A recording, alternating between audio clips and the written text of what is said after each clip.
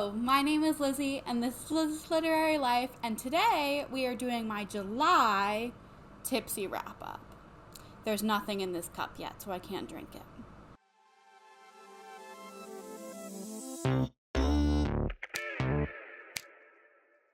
So today we are drinking strawberry soju because last weekend I was in Minneapolis with a friend of mine, and I drank some soju. Basically, we had a very kind of Korean inspired weekend. We went to a K-pop concert, we got Korean barbecue, we got hot pot. We went to the K-pop store. She's my friend who is into K-pop and got me into K-pop. So while we were at Korean barbecue and hot pot, I got soju, and I was reminded how much I really, really like it. And I was like, this doesn't have to be a special occasion thing.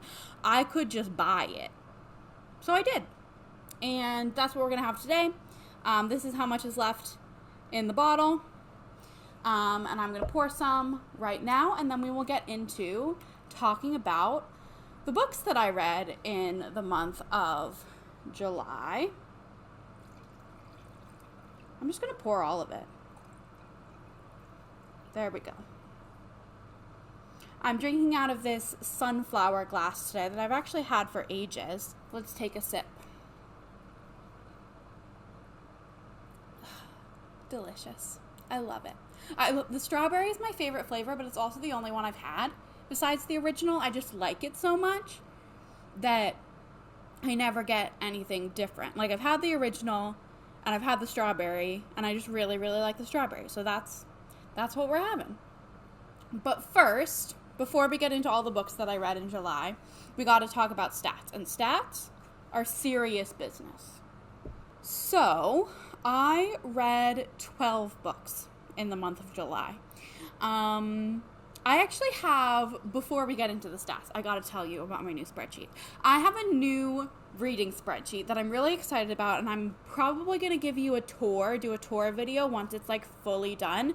It's not fully done. It has the functional stats. My stats aren't going to look really any different from how they have been today, but I do plan to do a full spreadsheet tour once it is fully done and decorated, and then my stats might look a little bit different. I'm collecting the same things. I'm collecting a little bit more stats, and I just kind of centralize them a little bit with my series, with all my other tracking, everything all in one place for multiple years. I'm proud of it. It's really cool. But anyway, stats. I read 12 books, which were 4,503 pages. I had a total audiobook hour listening time, not double speed. Total audiobook hours were 71.8, and I spent a total of 55.79 actual elapsed time hours reading, both audiobooks and physical eyeball reads. Average pages per book at 375. It took me an average of 5.33 days to read each book. My average rating is a 3.79, which I feel like is actually really good. For me this year, I feel like that's good. So, good for me, liking the books I read. I read an average of 140.72 pages per day. Like I said, I try to keep this, my goal for the year is to keep that above 150, so we didn't quite get there, but that's okay. And I spent an average of 1.69 hours each day reading. My genre pie, I read a huge variety of genres this month.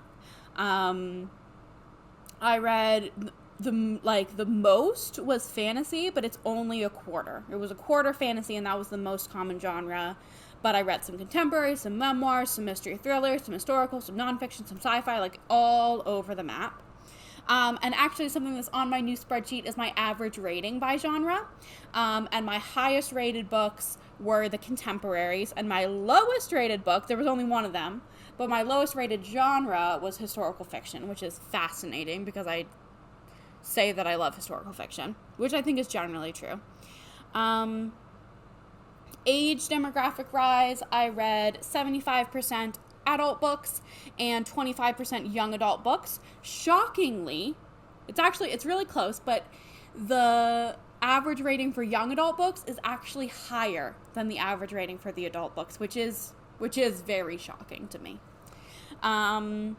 Format wise, majority audiobooks, then followed by physical, just one ebook this month. And this is interesting. The audiobooks had a much lower rating, average rating. My average audiobook rating is 3.35, whereas physical is at 4.37, and ebook, there's only one of them, but the ebook was rated at 4.5. So that's kind of crazy.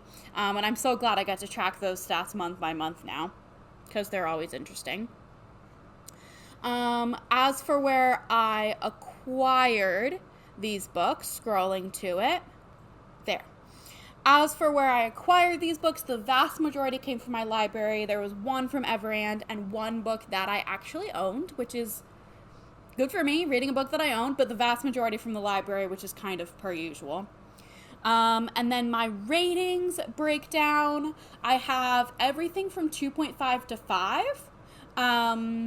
in a little symmetrical, mostly symmetrical bar graph. Most common ratings were 3.5 and 4.5, but I did have a 5-star this month and some pretty good ratings overall. 3 4.5s and a 5 is pretty darn good, and nothing below 2.5 stars. Is that all the things I usually talk about? I think so. Let's get into the books I read. The first book that I read in July was Just Listen by Sarah Dessen. And this was one of the books that we were reading for our Throwback Book Club that I host with Danielle from Danielle Reads. We host the Throwback Book Club. It's a thing. It's really fun. Link down below. And in May and June, so I was late, but in May and June, we were reading a selection of Sarah Dessen books, and the last one I finished, I think this is not even the last one. I finished them in the beginning of July because I'm late. But I read Just Listen by Sarah Dessen. I actually gave this 4.5 stars. I really enjoyed this book. If you want my full thoughts, go to the live show discussion. It's on my channel. I highly recommend it. We had a great discussion, but I loved this book. I thought it was really good. I thought the discussions of the more hard-hitting topics were really strong for a young adult, and I thought just the way the romance was portrayed and the family dynamics was really, really well done. And I just enjoyed it. I enjoyed it way more than I thought I would. For a young adult, I just genuinely really enjoyed it. And we're gonna move on. The next book I read was Hester by Lori Lico Albanese, which I did read in a vlog, but I didn't really talk about it. The next few I read in my Crochet 24 and 48, which hopefully you already saw that video, but I didn't really talk in depth about the book, so I'll still talk about them now. Hester, I didn't say what Just Listen, it was too late now. Hester is it's vaguely a Scarlet Letter retelling. It's Scarlet Letter inspired. And it's about this woman who travels to America. She's a stitcher, an embroideress, and she has this husband who's kind of awful, and then she has this affair in the new world. And I thought the embroidery parts of it were interesting, but I famously do not like books about affairs, so there was that. And it just was kind of boring. So I gave it 3 stars. And then I read another Sarah Dessen. I read Along for the Ride. This one I liked less than Just Listen. This one actually was a reread for me. I did read this one, but not when I was a young teen. I read it 2 years ago when the movie came out. We're actually about to watch the movie as a book club together tomorrow, which is exciting. It's a little late, but we're getting to it. And I thought this one was good. I gave it 4 stars. So it's good. It's a good book. I just am so impressed by Sarah Dessen. I feel for young adult writers of that era, she's doing excellent work. So good for her. This one's about this girl who goes to stay with her dad, and her dad has a new wife who has a newborn. And so it's like about what's it about? It's about this young girl's journey to realizing that she's not like other girls, and also her story with her family and her story with the friends she makes, and then also this boy who's there in this town. But it's really like about her relationships with everyone else in her life more than it is about the romance, which I feel like is true of all the Sarah Dessen books I read. They're not really romances. They're contemporary stories about young girls finding themselves. And I thought it was done really well. And then I read The Perfection Trap. What's the subtitle? Embracing the Power of Good Enough by Thomas Curran. And this is the book for the Junie B. Jones read-along. I actually was not able to make it to the live show, and I haven't watched it back yet. I will. But I did read this book on time. I gave it 4 stars, which seems high now looking back on it because I don't feel like I remember a lot, but there definitely were parts of it that hit me as someone who grew up being very much a perfectionist, and also someone who is a teacher and so like sees that in young people and sees how social media has affected that, and affected the way that young people interact with those ideas, with school and with the world. And I thought it was really good at the time, but I don't really remember much of it. Maybe I should have taken longer to read it instead of doing it in a 24-hour readathon, but I did what I did. It's about perfectionism, and it was pretty good. It was good. I liked it at the time. Didn't stick with me, though, apparently. And then I read I Am 17 Brushes with Death by Maggie O'Farrell, which was actually my Buzzwordathon pick for June. I've been talking about Buzzwordathon. If you don't know what I'm doing Buzzwordathon, but nonfiction. The buzzword for June was repeating words, and me and Ruby from Ruby read this in June, but I finished it in July, and so did she. This was good. I gave it 4.5 stars, actually. I really liked this. It is a memoir, but it's told through these little vignettes of Maggie O'Farrell's 17 Brushes with Death. It's her like near-death experiences, which is kind of shocking that she's had 17, but some of them are more like, if sliding doors, something had been different, her life would have been different. That kind of idea.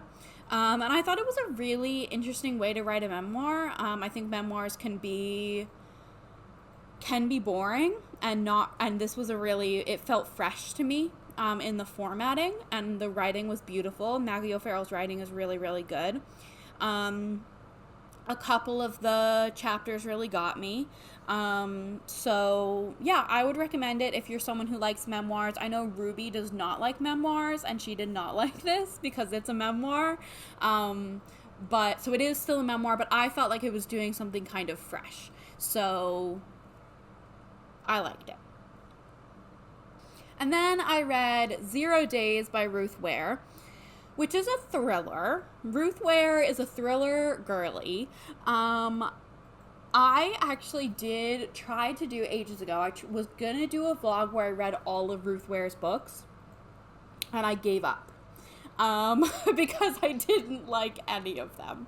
And I didn't even get that far. So I've read her first couple, and I've read her more recent couple. This one, I gave it 2.5 stars because it was so compelling. Like, I wanted to know what was happening, but it was also so stupid. Like, the characters were stupid, the plotting was stupid, lots of things didn't make sense, but it was so readable. Like, it was so good, but it was bad, you know? It's about this woman who, her and her husband, they have this job where basically companies hire them to see if they can get through their security.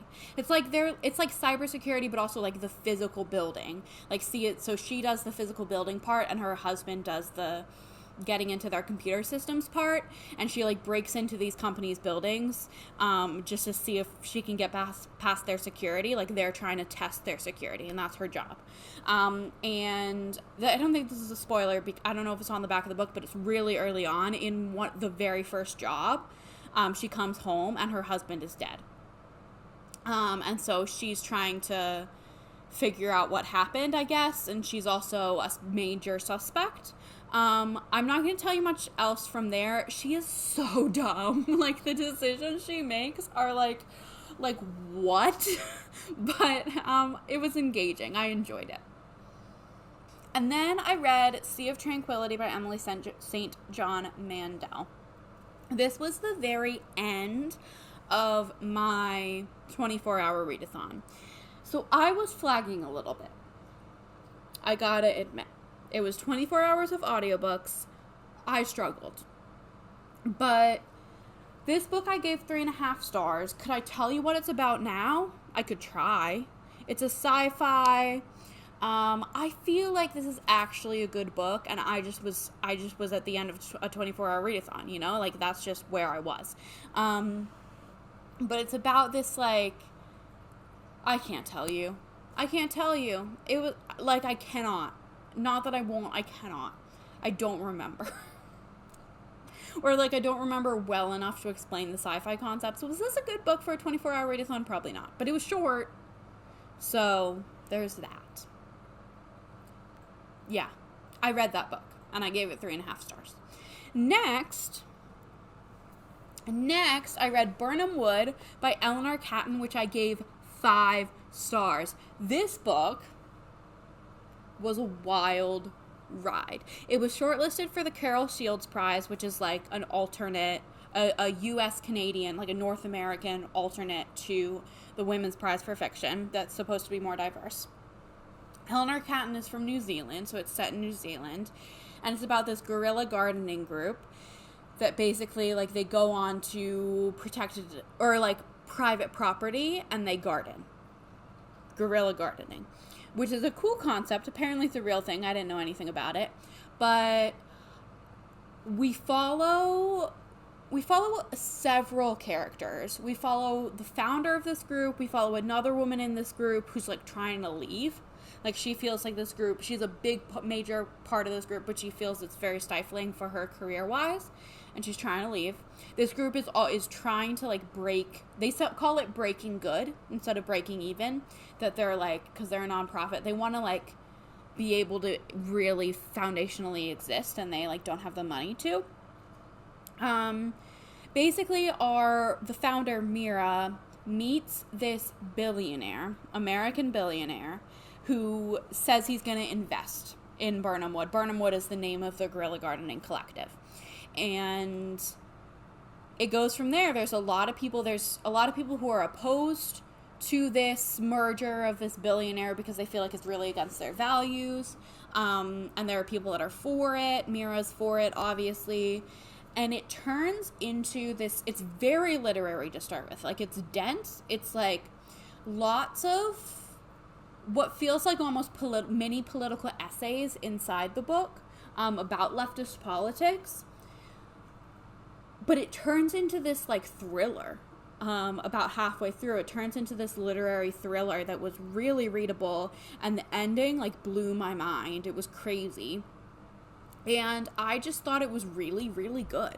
Like, I thought what it had to say about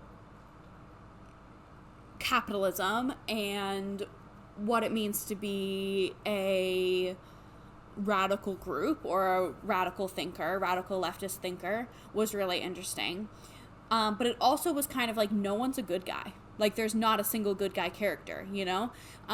So it just was interesting. It made me think, and I thought the ending was really, really good. It just went off the rails, kind of, in the best way. So I really like this book. I think not everyone will, but I really liked it. And then I read my July Buzzwordathon pick. The buzzword was measurement words. So I read Unmasked, My Life Solving America's Cold Cases, because cold is a measurement of temperature. This is by Paul Holes, who basically was the detective who solved the Golden State Killer case. Was preeminent in solving that case. You know, nothing is a individual effort. It's all about teamwork. But he was a big worker on that case. And this book, what I liked, because he's like kind of a celebrity figure at this point, like within true crime circles, I liked that his ghostwriter was like prominent on the cover. His ghostwriter was Robin Gary. Not even ghostwriter, co-writer.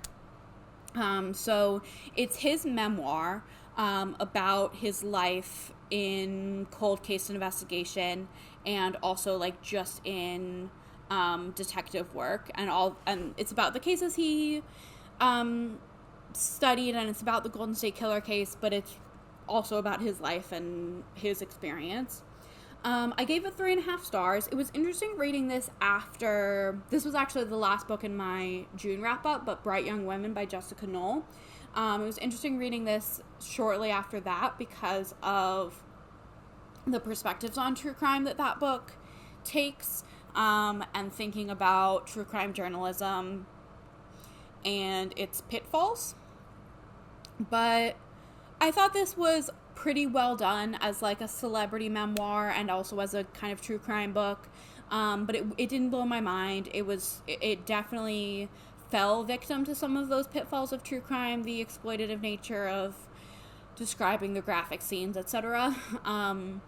But it was pretty good. It was pretty good. That's all I have to say. And the last 3 books that I read in July are actually going to be in a vlog coming next, I think. I don't know what my video schedule is going to be like. I had such a plan, and then I fell off of the plan, and now we're trying to get back onto it. But the next 3 books are in a vlog that I think is coming after this video. This is for my vlog all about Ashley, my booktube bestie. Ashley's Reads on YouTube and of fiction and fantasy on Instagram. And I'm in my series of reading my booktube besties favorites. She's next. That video will be coming very soon. I'll tell you what the books are.